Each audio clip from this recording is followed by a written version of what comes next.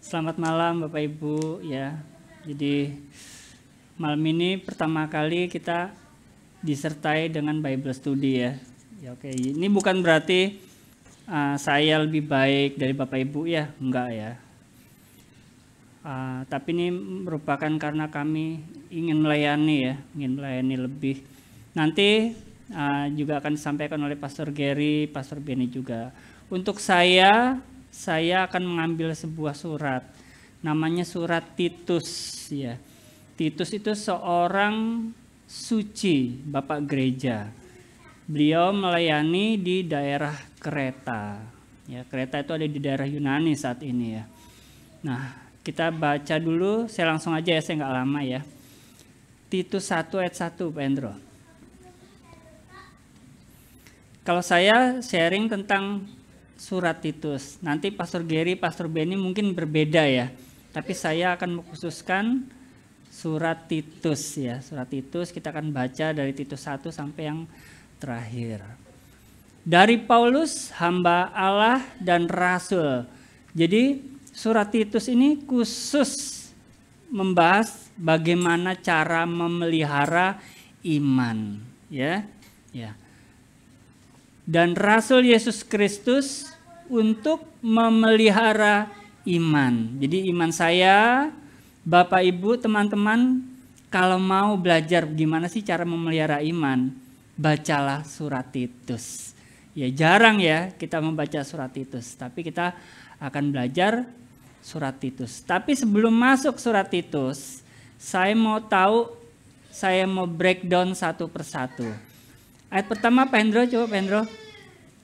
Dari Paulus, hamba Allah. Itu Pak Hendro. Paulus ya. Paulus nama aslinya siapa Bapak Ibu? Saulus. Saulus itu adalah bahasa Yunani. Ya. Beliau lahir di Yunani. Lalu bersama orang tuanya pindah ke Yerusalem. Jadi dari Yunani pindah ke Yerusalem. Di Yerusalem mereka memiliki KTP kewarganegaraan Romawi, ya Romania. Jadi mereka sebetulnya itu orang lahir ya, lahirnya di Yunani, pindah ke Yerusalem. Tetapi orang tua dari Paulus berasal dari suku Benyamin. Keturunan Bani Benyamin, dari keturunan dari bangsa Israel. Dari salah satu dari suku Israel, Benyamin ya. Nah, dalam bahasa Yunani, Gerikanya, namanya Saulus. Tetapi dalam bahasa Ibrani yang juga ditulis dalam terjemahan asing, ya bisa dilihat di King James, di literal bahasa Inggris atau bahasa lain, namanya tidak ditulis Saulus. Karena dalam bahasa Yunani namanya itu Saulu, ya, Saulu. Tetapi dalam bahasa Ibrani, bahasa nenek moyangnya Paulus adalah ditulis Saul. Apa Bapak Ibu? Saul. Jadi namanya sama dengan Raja Israel yang nomor 1. Saul. Kalau dalam bahasa Ibrani, Saul itu artinya yang diminta dari Tuhan. Apa Bapak Ibu? Yang diminta dari Tuhan. Saul. Tetapi kalau Saulus dalam bahasa Yunani artinya ku berdoa pada Tuhan. Ku berdoa pada Tuhan. Indah sekali arti namanya ya. Ada 2 Saul ya. Satu Raja Israel yang pertama, yang satu rasul, salah satu rasul terbesar yang langsung dipilih sama Yesus. Ya. Waktu itu salah satu murid Yesus yang seharusnya menjadi rasul adalah siapa yang mencederai janjinya kepada Tuhan dengan menjual Yesus, siapa namanya? Yudas Iskariot. Ketika Yudas Iskariot keluar dari perkumpulan orang-orang kudus, Lalu posisinya digantikan oleh Matias.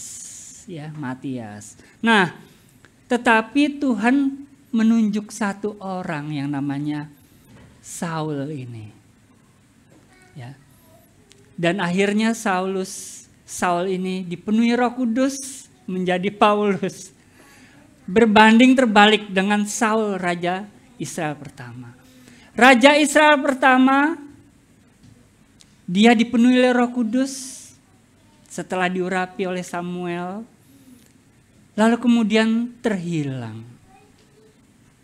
Satu lagi Saul yang dipilih Yesus sendiri. Tadinya terhilang, lalu diselamatkan dan dipenuhi Roh Kudus. Diselamatkan hidupnya. Kalau saya tawarkan dua versi kehidupan kepada Bapak Ibu. Bapak Ibu boleh namanya sama Saulus, menunya sama. Yang satu dimulai dengan Roh Kudus, lalu hilang. Yang satu lagi awalnya terhilang, lalu diselamatkan. Pilihan saya berikan. Bapak Ibu mau pilih yang mana? Yang pertama atau yang kedua? Pasti yang kedua. Ya. Jangan sampai kita dimulai dengan Roh Kudus yang berapi-api. Jatuh cinta untuk melayani. Jatuh cinta untuk berdoa. Untuk beribadah. Tetapi akhirnya terhilang di dalam versi Saul yang pertama. Jadilah versi Saul yang kedua. Yang diselamatkan. Yang menjadi rasul. Memberitakan Injil. Mungkin gak khotbah. Tapi dari perbuatan kita sehari-hari. Kita bisa dibaca. Oh ini anak Tuhan nih. Karena mengasihi. Ini anak Tuhan nih. Karena hidup kudus. Gak bisa disogok. Gak bisa dirayu untuk berbuat dosa. Amin Bapak Ibu ya. Sama-sama kita pilih Saul yang kedua. Yang kemudian menjadi Paulus. Amin Bapak Ibu. Itu yang pertama. Yang kedua, saya mau tahu seberapa penting Saul ini. Saulus ini seberapa penting di hadapan orang-orang Yahudi pada saat itu. Ya. Saya mau ajak kita semua sama baca-baca lagi.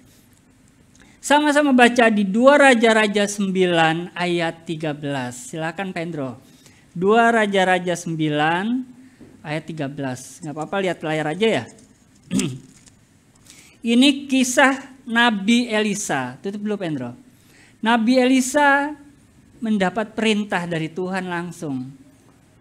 Untuk mengurapi Raja Yehu. Siapa? Raja Yehu. Lalu Nabi Elisa ini menyuruh muridnya yang juga nabi, calon nabi. Nak, pergilah, temuilah Yehu. Jangan lupa ikatkan pinggangmu. Bawalah buli-buli minyak, urapilah Yehu untuk menjadi raja. Lalu muridnya Elisa itu pun pergi mencari mencari Yehu pada saat itu. Ketemu Yehu sedang berkumpul bersama teman-temannya. Kemudian Yehu diurapi sebagai raja. Oke, kita baca dulu, Pendro. 2 Raja-Raja 3 ayat 1 dulu deh, Pendro. Ayat 1 dulu, Pendro. 2 Raja-Raja 9 ayat 1. Ayat 1-nya. Kemudian Elisa memanggil salah seorang dari rombongan nabi. Ini murid-muridnya Elisa ya. Dan berkata kepadanya, ikatlah pinggangmu, bawalah buli-buli berisi minyak.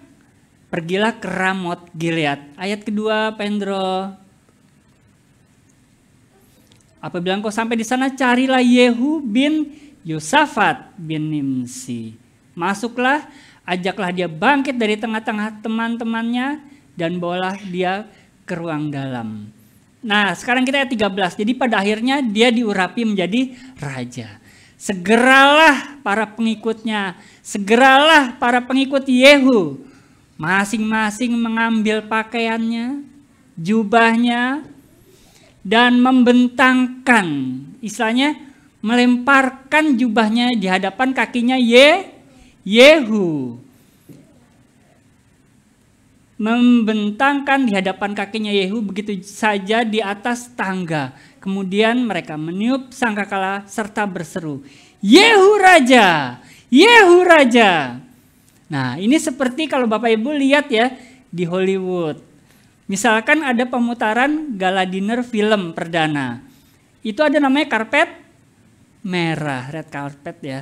Nah, seperti itu kira-kira. Jadi Yehu depannya itu oleh pengikut-pengikutnya dilemparkan jubah-jubahnya. Jadi Yehu itu berjalan di atas tangganya, di atas jubah-jubahnya itu.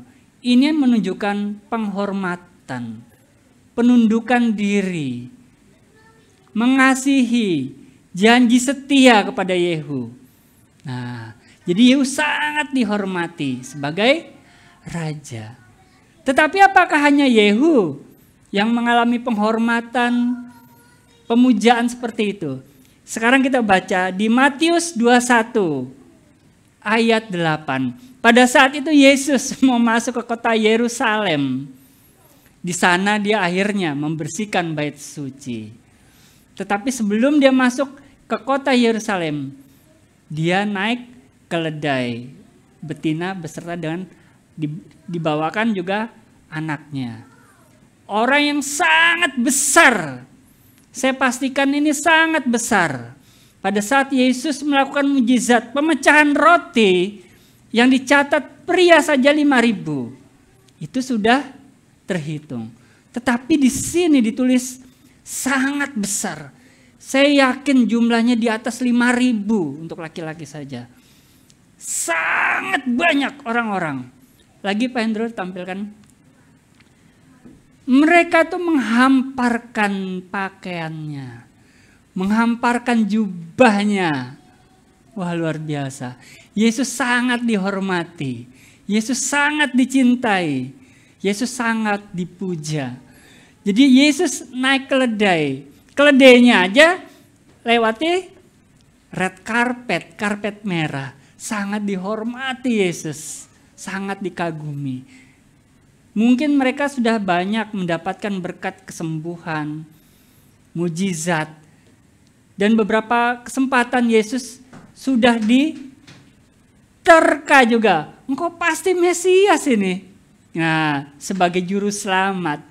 Maka mereka pun memuja Yesus demikian rupa. Apalagi Yesus masuk ke dalam kota Yerusalem, ibu kota Israel pada saat itu.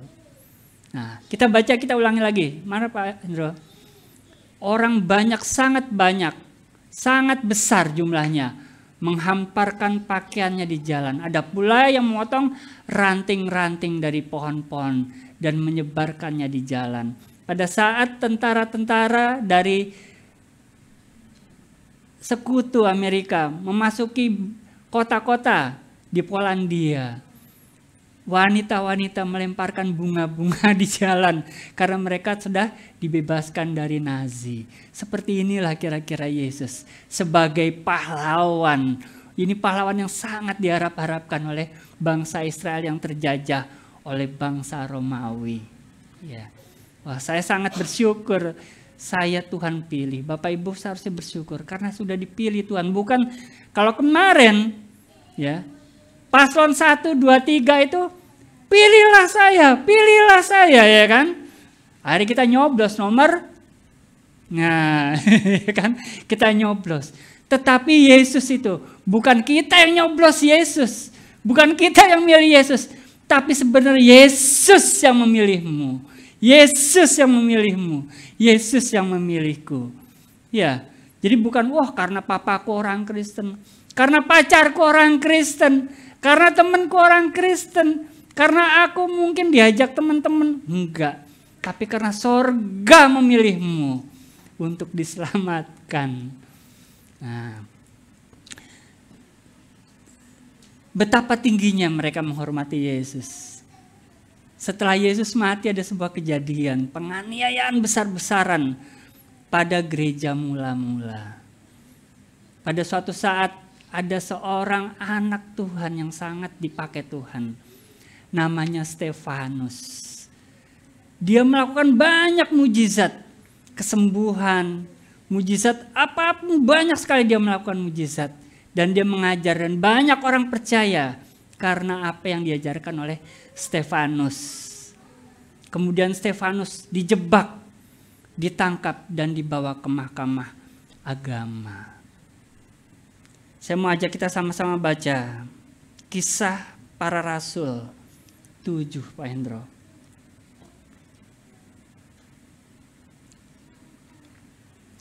Kisah Para Rasul 7 ayat 1, Pak Hendro. Kata imam besar, nah ini pasal sebelumnya Stefanus sedang dihakimi. Ayat keduanya, Pak Hendro. Jawab Stefanus, ini sedikit aja saya ini kan ya. Hai saudara-saudara, bapak-bapak, dengarkanlah. Allah yang maha mulia telah menampakkan dirinya kepada bapa leluhur kita Abraham. Ini gak ada yang salah dari ucapannya dia. Ketika masih ada di Mesopotamia sebelum ia menetap di Haran. Nah, pada saat itu, tutup lagi Pendro. Pada saat itu Stefanus sedang memberitakan firman sebetulnya di hadapan mahkamah agama. Tetapi mahkamah agama seakan-akan buta hatinya untuk melihat mana yang benar dan mana yang salah. Kita loncat ayat ke-54. Ini seorang diri loh Stefanus ini ya. Ketika anggota-anggota mahkamah agama mendengar semua pemberitaan Injil kepada orang-orang yang ada di pengadilan pada saat itu. Mereka sangat tertusuk hati mereka. Karena apa? Karena mereka itu mendengar bahwa sebenarnya Stefanus itu sangat diurapi. Kata-katanya penuh kebijaksanaan, baca nanti di rumah PR ya. Maka mereka menyambutnya dengan gertakan gigi. Ini ekspresi bahwa mereka tuh sebenarnya takut. Ini siapa yang mereka hadapi nih? Wah, jangan-jangan Yesus lahir kembali dalam diri Stefanus gitu loh. Ayat selanjutnya Pak Hendro. Tetapi Stefanus yang penuh dengan Roh Kudus, di tengah hingar-bingar orang-orang marah, orang-orang sedang mengintimidasi secara psikologis, orang-orang sedang menekan Stefanus. Di sini tulis Stefanus penuh dengan Roh Kudus.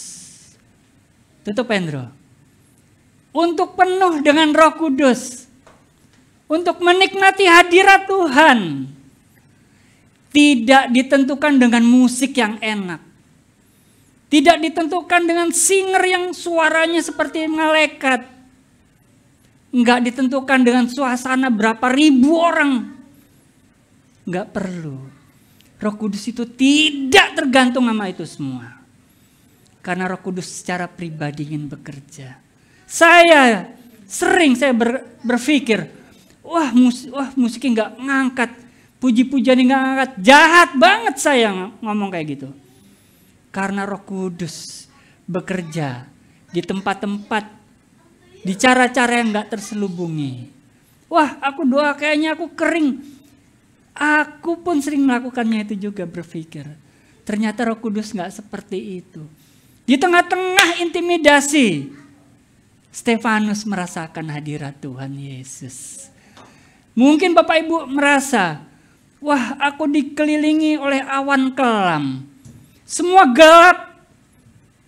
Jangan takut. Musa pun pada saat dia masuk ke dalam hadirat Tuhan di atas gunung pun, dia melihat gunung itu awalnya gelap kelam, tetapi di situ hadirat Tuhan nyata. Bapak Ibu, saya beritahu, saya sukacita. Jika Bapak Ibu sedang merasa aku dalam kekelaman, aku titik terendah di dalam hidupku, jangan takut. Tuhan Yesus tetap hadir di situ. Dia nggak akan tutup mata buat kita.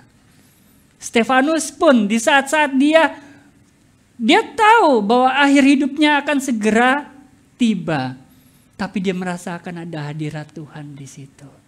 Mungkin dia berkata dalam hatinya, pertolonganmu begitu ajaib, Kau telah memikat hatiku. Aku percaya Tuhan, pertolongan-Mu Tuhan nyata. Mungkin Stefanus nyanyi lagu itu. Mungkin Stefanus juga nyanyi, takkan pernah terlambat pertolongan-Mu.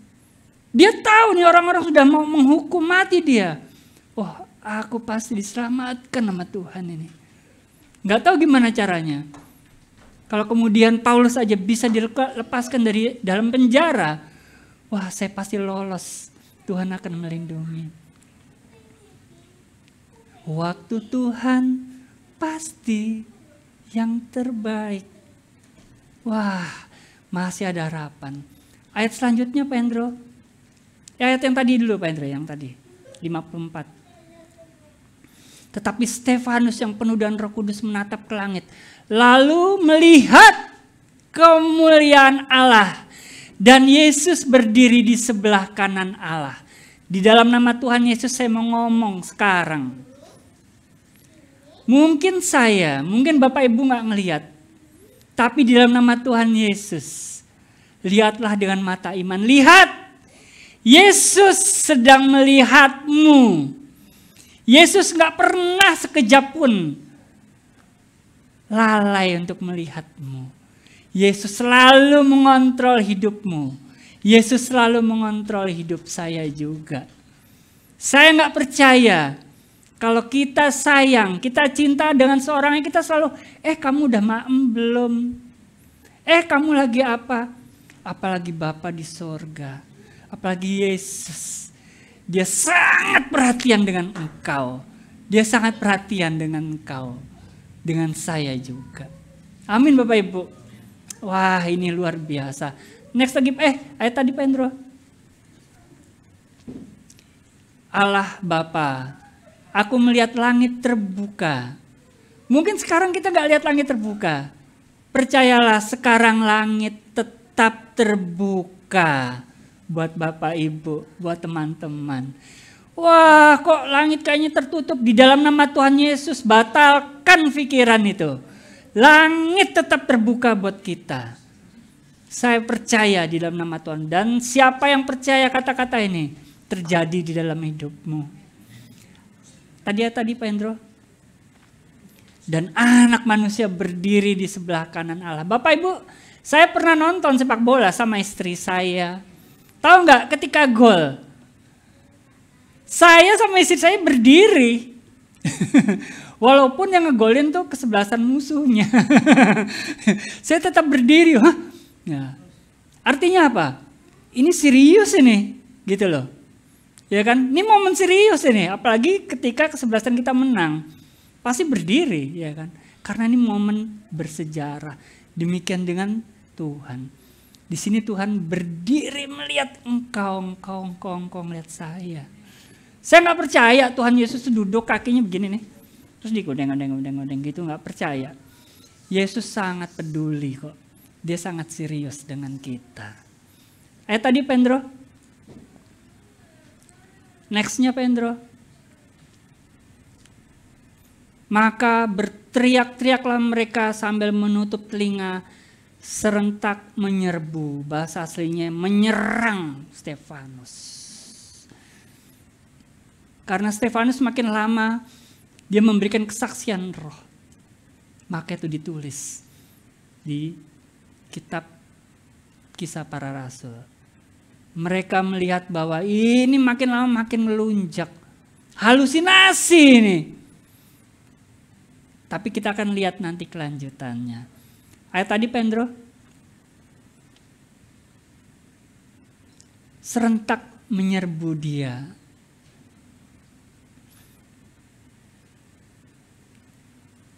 Pada saat itu mungkin Stefanus, pada saat mulai orang-orang maju menyerang, mau memukuli, mau menyesah, mau menginjak, mau meludahi. Begitu mereka lari mungkin Stefanus nyanyi pada saat itu. Pertolongan-Mu Tuhan begitu ajaib. Kau telah memikat hatiku. dia masih percaya pertolongan Tuhan Yesus. Ayat selanjutnya Pak Hendro ditampilkan, minta tolong. Terima kasih Pak Hendro, saya sangat dibantu. Setelah dipukuli tadi di depan mahkamah agama, Stefanus diseret keluar kota, lalu melempari dengan batu. Kemarin saya sharing tentang bagaimana prosesi seseorang dilempari batu. Ingat ya, Bapak Ibu ya. Demikianlah Stefanus menjalani pengalaman itu. Mungkin Tuhan, dia tetap percaya bahwa Tuhan akan nolong. Dia tetap berseru, Tuhan, aku percaya pertolonganmu gak pernah terlambat bagiku. Tapi nyatanya dia diseret, dilempari.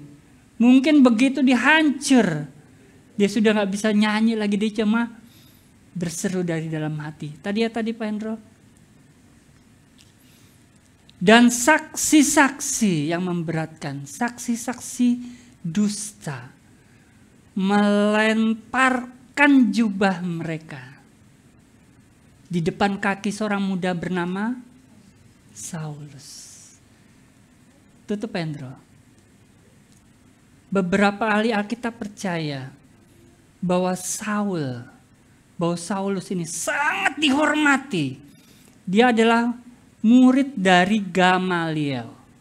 Gamaliel itu adalah murid hukum Taurat. Mungkin kalau sekarang ya, seperti ahli hukum ini seperti di Indonesia ya, ada Mahfud MD, Yusril Mahendra. Nah seperti itu top-topnya ahli Taurat pada saat itu, Gamaliel itu. Nah, saya membaca bahwa kemungkinan besar Saulus ini sedang mengejar status rabi. Apa Bapak Ibu? Rabi. Karena dia bukan seorang rabi. Ya. Rabi itu di sana tuh pada saat itu sangat dihormati. Kalau sekarang rabi di Amerika Serikat itu penghasilan per tahunnya minimal saya baca dalam rupiah itu 1,3 miliar rupiah. Itu di Amerika Serikat dan Eropa. Tapi kalau di Israel sebagai rabi di sana, itu penghasilannya hampir 2 miliar rupiah setahun. Apalagi pada saat Saulus ini. Karena pada saat itu lebih korup bangsa Israel. Rabi itu memakan banyak uang jemaah.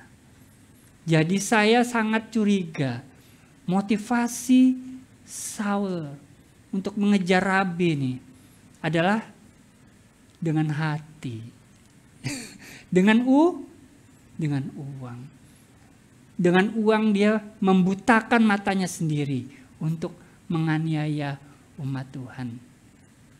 Saya ajak baca Kisah Para Rasul 9 ayat 1 Pak Hendro.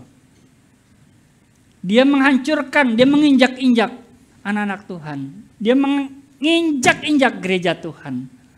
Sementara itu berkobar-kobarlah hati Saul atau Saulus untuk mengancam dan membunuh murid-murid Tuhan. Ia menghadap imam besar, ngapain sih? Ngapain Pak Hendro? Langsung loh ke imam besar, ayat keduanya. Meminta surat kuasa padanya. Dia bilang, aku mau ke Damsik, aku mau ke Damaskus. Saat ini ibu kota Suriah. Aku mau ke Damaskus. Kalau aku nemuin laki-laki itu perempuan yang mengikuti Tuhan Yesus, aku akan menangkap mereka dan membawa mereka kepada engkau ke Yerusalem. Tutup Pak Hendro. Saulus itu menjilat kepala agama Yahudi. Dia menjilat ke atas. Dia mencari muka. Di bawah dia menginjak-injak umat Tuhan. Ayo Bapak Ibu, kita jangan cari muka. Jangan menjilat. Jadilah anak Tuhan di mana saja menjadi berkat, ya. Dan jangan menginjak orang lain demi karir kita, mengorbankan orang lain untuk kepentingan kita. Jangan Bapak Ibu ya. Jangan kalap. Ya, jangan kalap demi kepentingan, demi kebutuhan kita menginjak orang lain.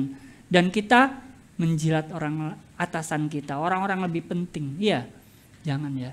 Wah, ini orang berpengaruh, aku jilati aja lah. Ya, jangan. Sekarang kita baca lagi Pak Endro. Jadi kita bisa tahu ya bahwa Saulus ini sangat penting ya, calon rabi terkenal. Kita buka lagi ayat ke 58 Pak Endro. Saya udah mau selesai ini. Oh iya, di Kisah Para Rasul 7 Pak Endro, ayat 58. Langsung 59 ya Pak Endro. Sedang mereka melemparinya, Stefanus berdoa katanya, "Ya Tuhan, terimalah rohku." Ini doanya siapa? Doanya orang mau mati ya. Sebaiknya ini tidak hanya menjadi doanya orang yang mau mati, tapi menjadi doa saya juga. Menjadi doa Bapak Ibu. Terimalah rohku. Jangan serahkan diri kita. Jangan serahkan hidup kita buat dosa. Serahkan kepada Tuhan. Mau Bapak Ibu ya? Serahkan pada Tuhan. Jangan serahkan pada dosa. Jika tadi Saulus mendapat kehormatan untuk membangun dirinya dengan latar belakang kebutuhan, kejayaan, nama baik, hormat, dan hati yang penuh uang. Tetapi Yesus yang dihormati juga, dia mengorbankan nyawanya untuk semua orang. Ayo kita pilih yang mana? Versi Saulus atau versi Yesus? Dihormati untuk apa? Hormatilah Tuhan. Carilah kehormatan Tuhan. Mau Bapak Ibu ya? Ambillah hati Tuhan. Jangan jago mengambil hati orang. Jago ngambil hati orang kaya. Jago mengambil orang yang berpengaruh. Jangan. Ambillah hatinya Tuhan. Dan yang terakhir, nomor 3. Bulan ini kita akan forgiveness. Ada sebuah teladan pengampunan. Ayat ke-60 coba Pak Endro.